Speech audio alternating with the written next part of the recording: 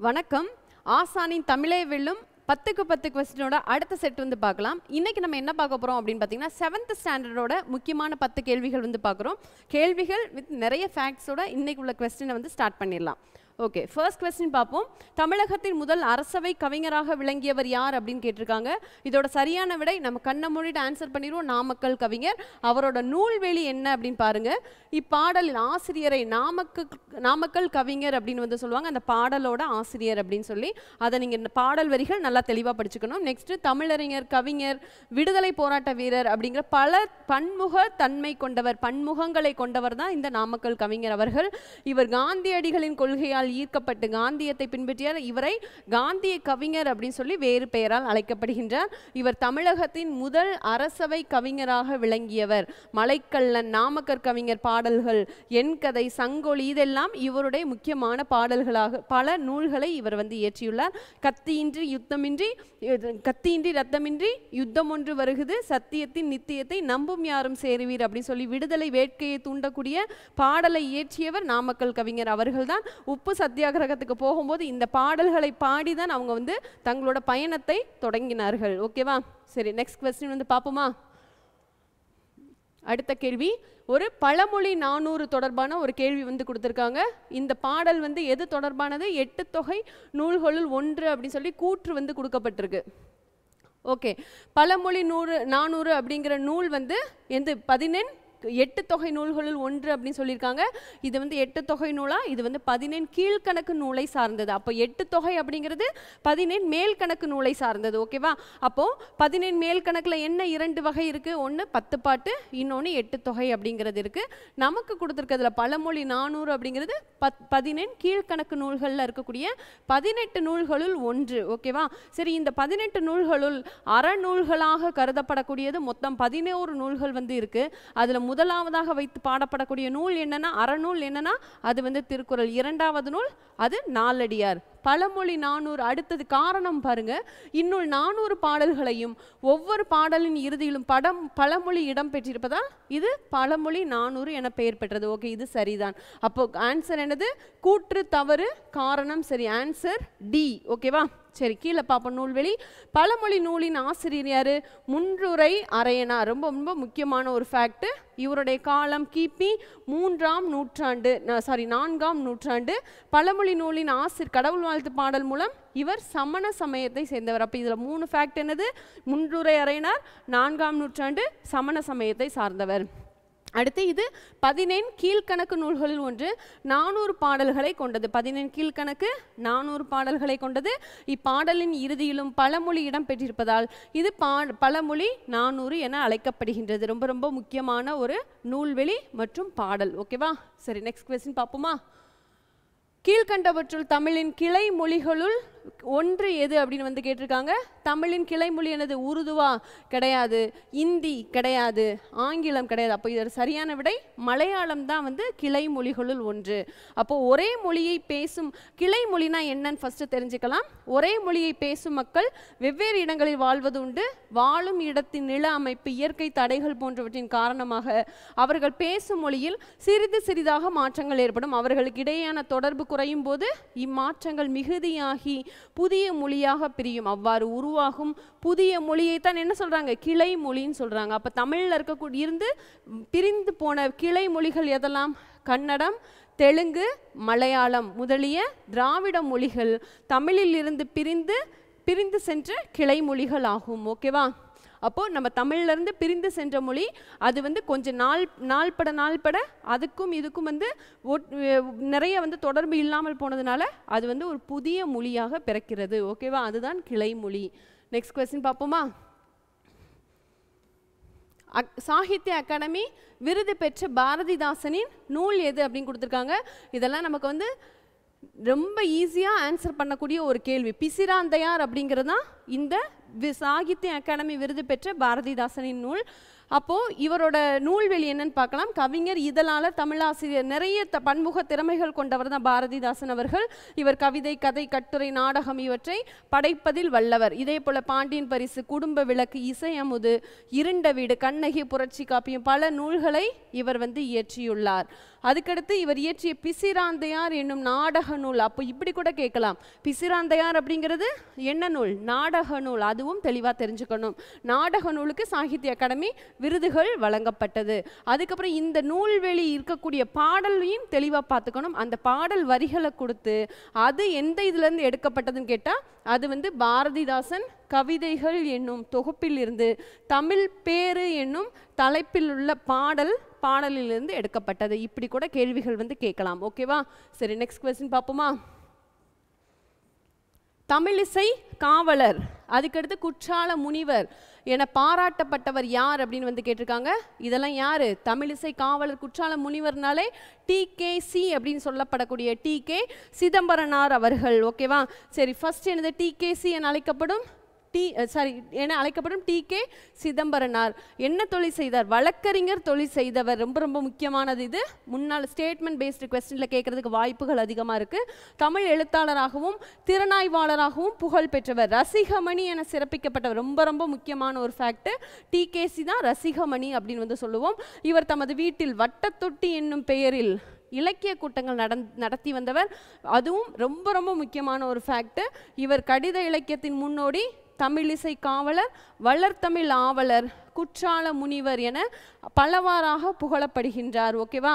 அப்போ இதுவும் இவர் பாடல், இந்த இடத்துலையும் ஒரு பாடல் கொடுத்துருக்காங்க. அது எதுலேருந்து எடுத்திருக்காங்கன்னா இதய ஒளி அப்படிங்கிற நூலில் இருந்து எடுக்கப்பட்டது. அப்போ எத்தனை ஃபேக்ட்ஸ் இந்த ஒரு சின்ன பாக்ஸில் இருக்குது அப்படிங்கிறத தெளிவாக பார்த்துக்கணும். ஓகேவா? அப்போ சரியான விடை என்னது? D, TKC. Okay, next question பார்ப்போமா? பொறுத்துக என்னது? எரா, மீகாமன், பருமல், காந்த ஊசி இதெல்லாமே கொடுத்துருக்காங்க. அப்போ இது எல்லாமே என்னது அப்படின்னு பார்த்தீங்கன்னா கப்பலுடைய உறுப்புகள். முன்னால் கப்பல் கட்டுவதில் தமிழர்கள் சிறந்து விளங்கினார்கள் அப்படின்னு நம்ம கேள்விப்பட்டிருப்போம். அது தொடர்பான ஒரு லெசன்லேருந்து எடுக்கப்பட்டது. ரொம்ப ரொம்ப முக்கியமான ஒரு லெசன். ஓகேவா? இதுலேருந்து நிறைய கேள்விகள் அடிக்கடி வர்றதுக்கு வாய்ப்புகள் அதிகமாக இருக்குது. சரி, ஃபஸ்ட்டு பாருங்கள். கப்பலின் பல்வேறு வகையான உறுப்புகள் உள்ளது. எரா, பருமல், வங்கு, கூம்பு, பாய்மரம், சுக்கான், நங்கூரம் போன்றவை கப்பலின் உறுப்புகளுள் சிலன்னு சொல்லியிருக்காங்க. கப்பலின் முதன்மை உறுப்பாகிய அடிமரத்தை தான் என்ன சொல்கிறாங்க? எரான்னு சொல்கிறாங்க. அப்போ எரானா அடிமரம் 1. அடுத்து குறுக்கு மரத்தை பருமல்னு சொல்கிறாங்க. அப்போ பருமல் அப்படிங்கிறது குறுக்கு மரம் 3. அடுத்து கப்பலை செலுத்துவதற்கும் உரிய திசையில் திருப்புவதற்கும் பயன்படும் முதன்மையான கருவி என்னது? சுக்கான் அப்படின்னு சொல்லியிருக்காங்க. சுக்கான்னா அதை உரிய திசையில் திருப்புவதற்கு பயன்படுத்தப்படக்கூடிய கருவி. அடுத்து நிலையாக ஓரிடத்தில் நிறுத்தி வைக்க நங்கூரம் பயன்படுது. அடுத்து சமுக்கு அப்படிங்கிற என்னும் ஒரு வகை கருவியும் கப்பலில் பயன்படுத்துகிறாங்க. அதுக்கடுத்து கப்பல் சாத்திரம் பயன்படுத்துனாங்க அப்படின்னு சொல்லி எந்த நூலில் சொல்லுது? கப்பல் சாத்திரத்தில் சொல்லுது. இது காந்த ஊசி பொருத்தப்பட்ட திசை காட்டும் கருவியாக இருக்கலாம் அப்படின்னு சொல்லி எதை சொல்கிறாங்க? இந்த சமுக்கு சொல்கிறாங்க. அப்போது காந்த ஊசி அப்படிங்கிறது என்னது? திசை காட்டும் கருவி. இன்னொன்று என்னது? மீகாமன். கடைசி என்ன சொல்கிறாங்க? கப்பல் செலுத்துபவரைத்தான் மாலுமி, மீகாமன், நீகான், கப்பலோட்டி அப்படின்னு சொல்லி நிறைய பேர்களில் சொல்லப்படுது. அப்போ மீகாமன் அப்படிங்கிறவர் யாரு? கப்பலை செலுத்துபவர். அப்போ சரியான விடை என்னது? 3, 4, 2, 1. Answer B. ரொம்ப ரொம்ப முக்கியமான ஒரு கேள்வி இது. தெளிவாக படிச்சுக்கோங்க, மிஸ் பண்ணிடக்கூடாது இதுலலாம். ஓகே, நெக்ஸ்ட் ஒரு இலக்கணம் கேள்வி. பிரித்தெழுதுக அப்படிங்கிறது எது தொடர்பானது? குற்றிய லுகரம். அப்போது குற்றிய லுகரத்தை எப்படி நம்ம பிரிக்கலாம்? குறுமை கூட்டல் இயல் கூட்டல் உகரம் அப்படின்னு நம்ம பிரிக்கலாமா? Answer D. அப்போ குற்றிய லுகரம் அப்படிங்கிறது தனக்குரிய மாத்திரை அளவில் இருந்து குறைந்து ஒலிக்கும் உகரத்தை தான் குற்றிய லுகரம். அதாவது ஒரு மாத்திரை இருந்தால் அதிலிருந்து குறைந்து அரை மாத்திரை அளவாக ஒலிப்பது குற்றிய லுகரம் அப்படின்னு சொல்கிறோம். இது மொத்தம் எத்தனை வகைப்படும்? 6 வகைப்படும். அது என்னது? நெடில் தொடர், ஆயுதத்தொடர், உயிர்த்தொடர், வன்தொடர், மென்தொடர், இடைத்தொடர். இந்த 6 வகையாக குற்றியலுகரத்தை பிரிக்கிறாங்க. நெடில் தொடர் அப்படிங்கிறது 2 எழுத்துக்கள் இருக்கும். முதல் எழுத்து நெடில் எழுத்தாக இருக்கும். இரண்டாவது எழுத்து குற்றியலுகர எழுத்துக்கள். குற்றியலுகர எழுத்துங்கிறது கு, சு, டு, து, பு, ரு. இந்த எழுத்துக்கள் 6 தான் குற்றியலுகர எழுத்துக்கள் அப்படின்னு சொல்லுவோம். இது வந்து இறுதியில் ஒரு சொல்லின் இறுதியில் வந்தால் அது வந்து குற்றியலுகர சொல்லாக இருக்கலாம். ஆனால் எப்படி கன்ஃபார்ம் பண்ணணும்? அந்த சொல்லுக்கு முதல்ல ஒரே ஒரு நெடில் எழுத்து மட்டும் வந்தால் அது நெடில் தொடர் குற்றியலுகரம். அந்த எழுத்துக்கு முன்னால ஒரே ஒரு ஆயுத எழுத்து வந்தால் அது வந்து ஆயுத தொடர். இப்போ எக்குன்னா ஆயுத தொடர். இதே இது உயிர் தொடர் அப்படிங்கிறது இப்போ வரலாறு. இப்போ ரூ அப்படிங்கிறது ஒரு குற்றியலுகர எழுத்து. அதுக்கு முன்னால் என்ன இருக்கு? ஒரு உயிர்மை எழுத்து வருதா? அப்போ உயிர்மை எழுத்து குற்றியலுகர எழுத்துக்கு முன்னால் வந்தால் அது வந்து உயிர் தொடர் குற்றியலுகரம். வன் தொடர் அப்படிங்கிறது வல்லின மெய்யெழுத்துக்கள் குற்றியலுகர எழுத்துக்கு முன்னால் வந்தால் அது வந்து வன் தொடர் குற்றியலுகரம். பாக்கு. அப்போ கூ அப்படிங்கிறதுக்கு முன்னால இக்கு அப்படிங்கிற கூ, கசட, தபர அப்படிங்கிறது வல்லின மெய் எழுத்துக்களா? அந்த எழுத்துக்கள்ல ஒன்று வந்தால் அது வன் தொடர். அதே பஞ்சு. அப்போ சு அப்படிங்கிறதுக்கு முன்னால மெல்லின மெய் எழுத்துக்கள் ஒன்று வந்தால் அது வந்து மென்தொடர். இடைத்தொடர் அப்படிங்கிறது மார்பு. பூ அப்படிங்கிறது குற்றியலுகர எழுத்து. அதுக்கு முன்னால ஒரு இடையின மெய் எழுத்துக்கள் வந்தால் அது வந்து இடைத்தொடர் குற்றியலுகரம். இவ்வளவுதான். இது வந்து ஆடு. இப்போ ஒரு குற்றியலுகர எழுத்து அதுக்கு முன்னால ஒரு நெடில் எழுத்து வந்தால் அது வந்து நெடில் தொடர் குற்றியலுகரம். இதுதான் குற்றியலுகரத்துக்கான எடுத்துக்காட்டுகள். ஓகேவா? நெக்ஸ்ட் क्वेश्चन பார்ப்போமா? மருதநில நாகனார் மருதத்திணையில் பாடிய பாடல்களின் எண்ணிக்கை எத்தனை அப்படின்னு கேட்டிருக்காங்க. மொத்த பாடல்களின் எண்ணிக்கை 35 பாடல்கள் மருதநில நாகனார் பாடியிருக்காரு. அப்போ இவர் யாரு? சங்க கால புலவர்கள் ஒருவர். கலித்தொகையில் மருதத்திணையில் உள்ள 35 பாடல்களை வந்து பாடியவர் தான் யாரு? மருதநில நாகனார். மருதத்திணை பாடுவதில் வல்லவர் ஆதலால் இவரை என்ன சொல்றாங்க? மருதன் இள நாகனார் அப்படின்னு வந்து சொல்றாங்க. இந்த நூல் வந்து அது போக இந்த நூல் அகநானூறு அப்படிங்கிறது 8 தொகை நூல்களில் ஒன்று. புலவர் பலரால் பாடப்பட்ட 400 பாடல்களை வந்து கொண்டது.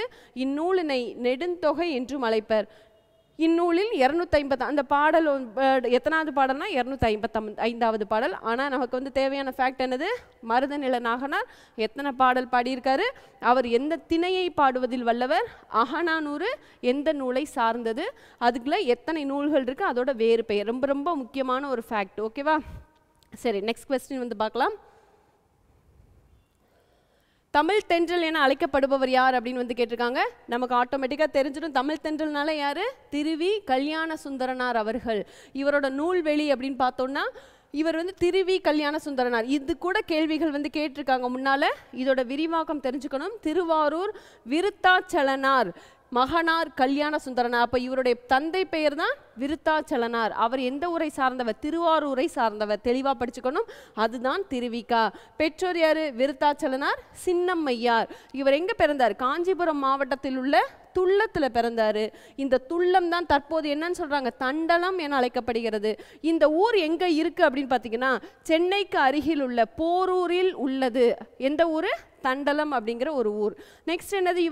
இவரோட என்னென்னலாம் இவர் வந்து சிறப்புகள் வந்து செஞ்சிருக்கார் அப்படின்னா தொழிலாளர் நலனுக்கும் பெண்கள் முன்னேற்றத்துக்காகவும் அயராது பாடுபட்டவர் தான் திருவி கல்யாண சுந்தரனார்.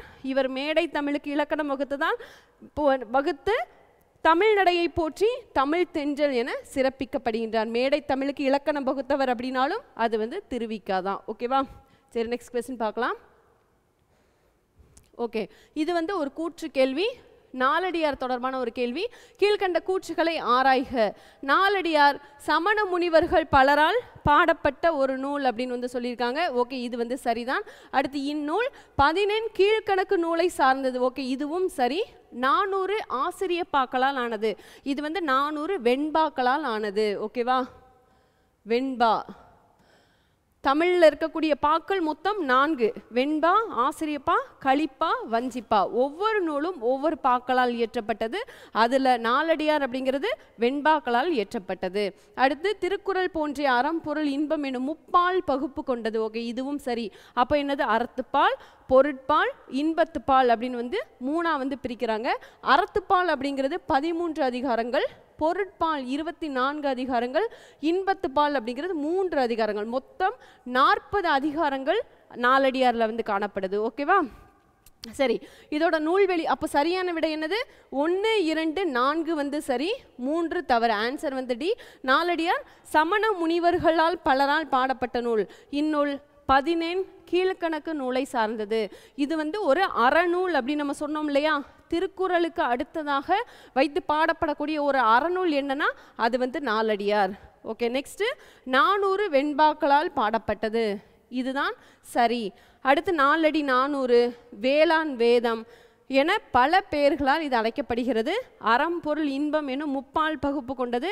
திருக்குறளுக்கு இணையாக வைத்து போற்றப்படுவதால் 4ம் 2ம் சொல்லுக்குருதி அப்படிங்கிற ஒரு சொல்லுக்கு உரித்த பாடல் என்ன அப்படின்னா அது வந்து நாலடியார். 4 அப்படிங்கிறது நாலடியார், 2ங்கிறது திருக்குறள். அப்போ நாலடியாரும் திருக்குறளும் தான் இந்த வரிகளுக்கு சொந்தக்காரர். ஓகேவா? சரி, கிட்டத்தட்ட 10 கொஸ்டின்ஸ் வந்து நம்ம பார்த்துட்டோம். கண்டினியூஸாக பாருங்கள், டைம் வேஸ்ட் பண்ணாதீங்க. குரூப் 2 டாப் ஸ்கோர் எடுக்கலாம். தேங்க்யூ.